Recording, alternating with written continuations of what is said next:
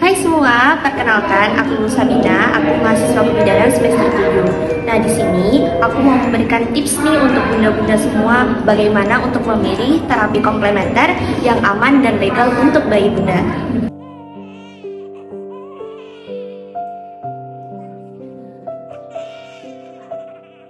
Halo calon orang tua hebat. Nah, sebelumnya saya sudah sertakan ya video mengenai bayi yang sedang dipijat lalu dia menangis sangat keras dan juga sepertinya pijatannya agak keras.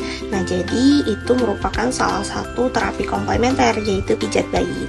Tapi bunda dan ayah harus memperhatikan ya, apakah terapi komplementer yang diberikan itu sudah aman dan juga legal untuk bayi. Nah, terapi komplementer ini sudah legal loh di Indonesia dan juga berfungsi untuk meningkatkan derajat kesehatan si bayi. Nah, tetapi ayah dan bunda juga harus memperhatikan beberapa hal bahwa terapi komplementer ini walaupun memiliki manfaat tetapi juga memiliki resiko yang cukup besar loh kepada bayi. Nah, jadi sebelumnya saya akan jelaskan terlebih dahulu apa yang dimaksud sebagai terapi komplementer. Jadi, terapi komplementer itu merupakan suatu terapi yang diberikan sebagai tambahan atau pelengkap dari terapi utama. Nah, contohnya saja seperti pijat bayi. Kan pijat bayi itu berfungsi untuk merelaksasi tubuh, untuk membuat bayi lebih nyaman. Nah, tetapi dia bukan sebagai hal atau terapi yang utama, tetapi dia hanya sebagai pelengkap dari terapi medis. Nah, tentu sebelumnya kita akan memperlihatkan nih macam-macam dari terapi komplementer. Jadi, terapi komplementer itu yang pertama ada contohnya pijat bayi, lalu juga ada aromaterapi, dan juga ada musik relaksasi. Nah, setelah teman-teman dan ayah bunda mengetahui jenis-jenis atau macam-macam dari terapi komplementer, lalu kita singgung yang di awal. Bagaimana sih cara melihat atau menilai terapi komplementer yang akan kita berikan kepada bayi kita itu sudah aman dan legal atau belum? Nah, sini-sini Lulu kasih tips untuk melihat atau menilai bahwa terapi komplementer yang akan kita berikan kepada bayi kita itu sudah benar, aman, dan juga legal.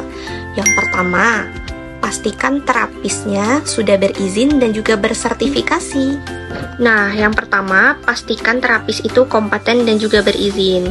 Dimana kita juga harus melihat bahwa terapis yang akan memberikan terapi komplementer kepada bayi kita itu sudah memiliki sertifikasi yang sudah diakui juga oleh Kementerian Kesehatan. Nah, contohnya saja pijat bayi loh. Walaupun kita menilainya itu adalah suatu hal yang sepele, hanya dipijat, tetapi bagi orang yang tidak mengerti atau belum mempunyai sertifikasi, maka dikhawatirkan dia tidak mengerti oleh anatomi sehingga nanti ada bagian-bagian yang salah dipijat dan itu fatal loh. Nah, yang kedua yaitu kita harus pastikan terapi yang akan kita berikan itu sudah ada penelitiannya atau sudah jelas evidence base-nya, sehingga dalam kita memberikan terapi komplementer kepada bayi kita itu tidak abal-abal lagi teman-teman. Nah, jangan mudah percaya pada klaim pasti aman. Nah, belum tentu yang aman itu cocok untuk bayi kita. Jadi, sebelum kita juga melakukan atau memilih berdasarkan yang pertama terapis dan yang kedua evidence based, kita juga harus memastikan kondisi bayi kita dalam keadaan yang optimal sehingga tidak ada komplikasi yang ditimbulkan setelah dilaksanakan terapi komplementer itu. Nah, ayah dan bunda juga bisa minta untuk dijelaskan oleh terapisnya mengenai manfaat, resiko, dan juga bagaimana cara kerja dari terapi komplementer ini. Atau sebelum dilakukan tindakan, jangan lupa untuk meminta informed consent dari terapis kepada kita. Nah, buat apa? Supaya untuk menghindari hal-hal yang tidak diinginkan di kemudian hari.